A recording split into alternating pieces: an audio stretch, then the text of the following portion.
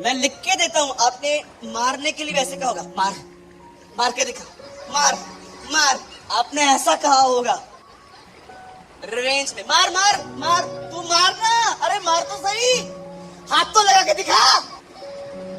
अरे ढोंगी, कैसे कैसे लोग हैं भैया, खतरनाक, मार। अरे यीशु ये कह रहा था मारने वाले का विरोध मत करो, वो फिजिकली मार खाने की बात नहीं कर रहा था। उसको जब चमाट लगी थी, हमारे प्रभु को, हमारे खुदा को जब थप्पड़ मारी, वो नीचे गिर गया और उठ के उसने गाल ऐसा नहीं किया, उसने कहा मुझे क्यों मारता है। यू नीड टू अंडरस्टैंड, आपको समझना चाहिए। क्या थाम के रखा है हमने, कड़वाहट। मुझे ऐसा कहा था, मुझे वैसा कहा था, मुझे ऐसा कहा था। सिस्टर, ब्रदर, याद रखो, आपको ठेस लगी ये स्वाभाविक है, लेकिन वो आपको ठेस याद है, ये आपका निर्णय है। कुछ लोग ठेस से बाहर ही नहीं आना चाहते। मैं कई लोगों को काउंसलिंग देता हूँ, छोड़ देना यार, छोड़ना, इसके बारे में कुछ बात मत करना, कम बोलेगा तो जख्म जल्दी चंगा होगा। फिर भी घंटों पर डिस्कस करते।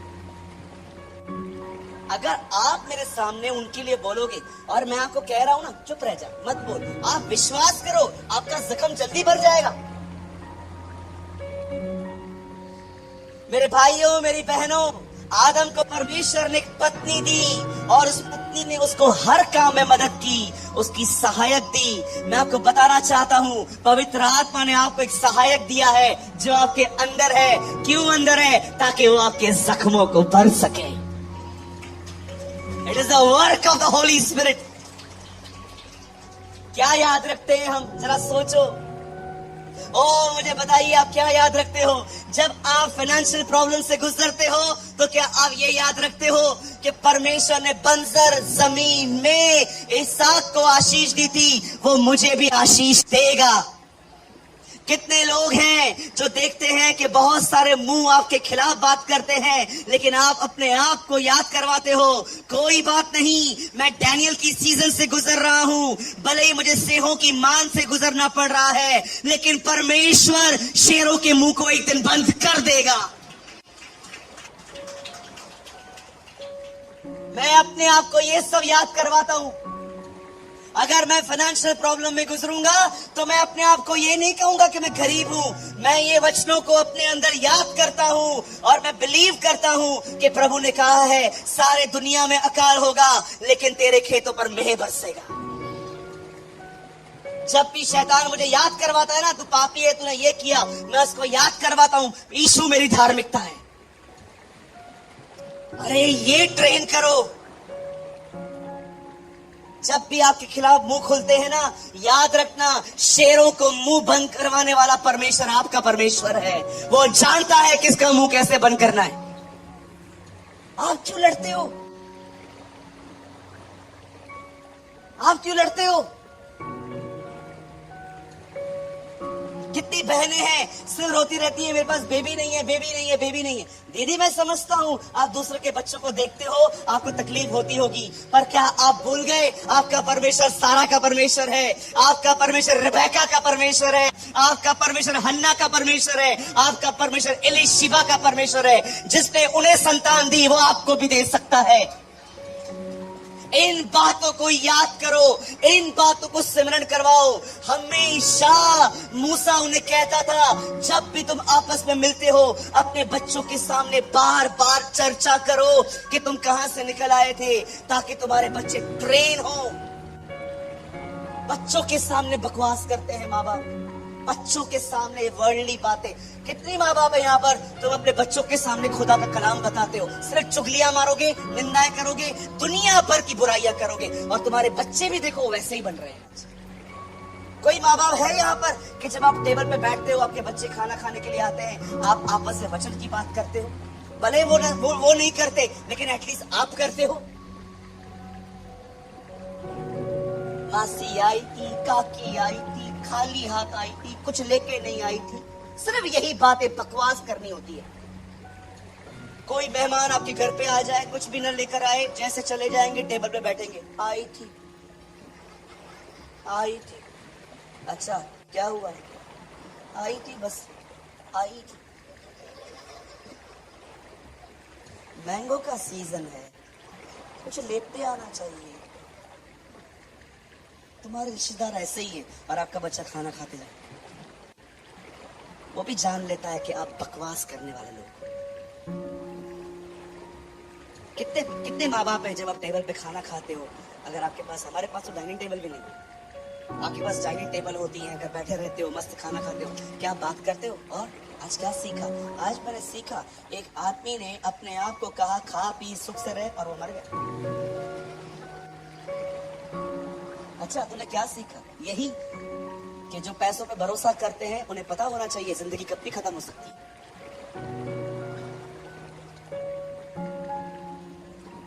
मेरे परिवार से पूछिए, वचन नहीं सुनते थे ये लोग। मेरी दीदी वो कोने में बैठती थी, मैं इस कोने में बैठता था। मैं उसको बोलता रहा, दीदी क्या पढ़ा आज? क्या तुम नहीं जानते तुम परमेश्वर का मंदिर हो? और भैया तूने क्या पढ़ा? मैंने पढ़ा मार्ग, सत्य, जीवन, ईश्वर। बीच वाले सब सुनते थे।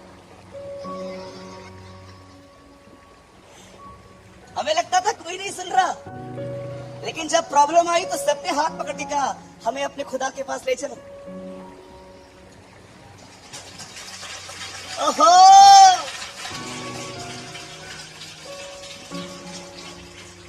मेरे डैडी आ गए, सब आ गए। आधे घर को तो बपतिस्मा मैंने दिया।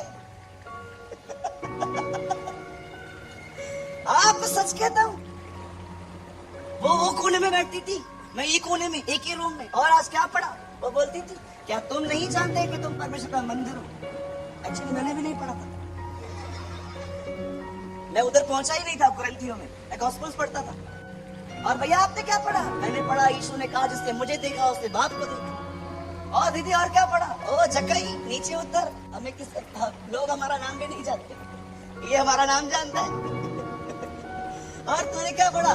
मैंने आज पढ़ा कि एक आदमी यीशु से पास आया, अंधा था। हम ऐसे बातें करते थे,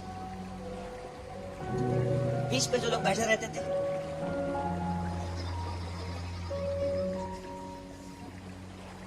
आपको कभी कभी वो कन्विंस होते थे, लेकिन उनको पता था अगर हमने बोल दिया कि तुम्हारा खुदा सच्चा है तो हम हार जाएंगे।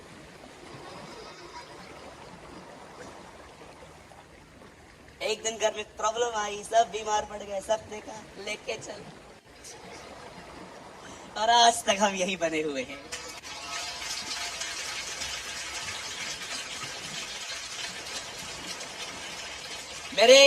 मेरे खानदान के लोग मुझसे मिलते हैं ना कभी कभी, पहले अभी तो कम मिलते हैं, अभी तो बाइकआउट कर दिया है। मेरे को 2-3 बार ग्रुप में जोड़ा था, क्यूट कजिन, एक भी क्यूट नहीं है। हमारे कजिन्स ग्रुप का नाम था क्यूट कजिन्स। विश्वास करो एक भी क्यूट नहीं, सब बड़े रूड है।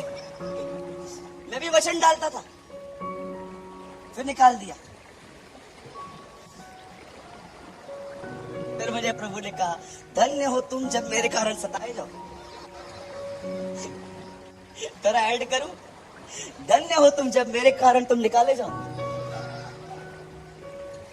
अरे आशीषित है वो लोग जो उसके कारण गाली खाते। हालेलुया, बोलो यीशु मसीह की। यहाँ पर कितने लोग हैं मुझे बताइए, आपको भी हमारी तरह कहा गया था आपने धर्म परिवर्तन किया है, आपको पैसे मिले हैं। आप उनको बोलो पैसा मिला नहीं है, हर रविवार देख के आना पड़ता है।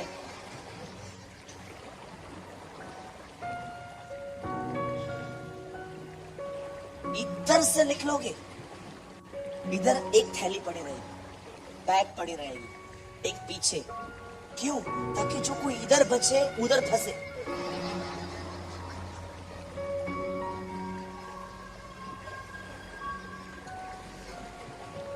दो रखते हैं हम, पुराना नियम नया नियम, दो।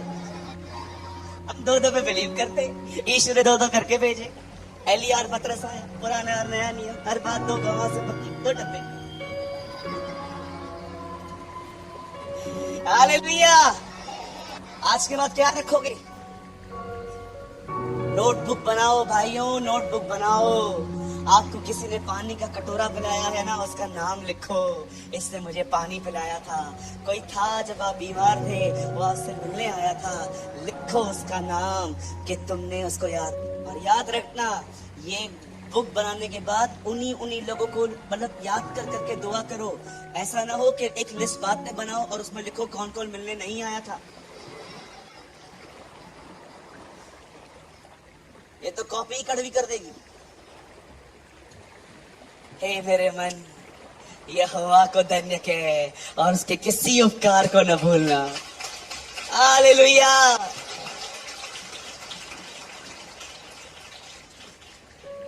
कहिए, मेरा परमेश्वर मेरे हालातों से बड़ा है।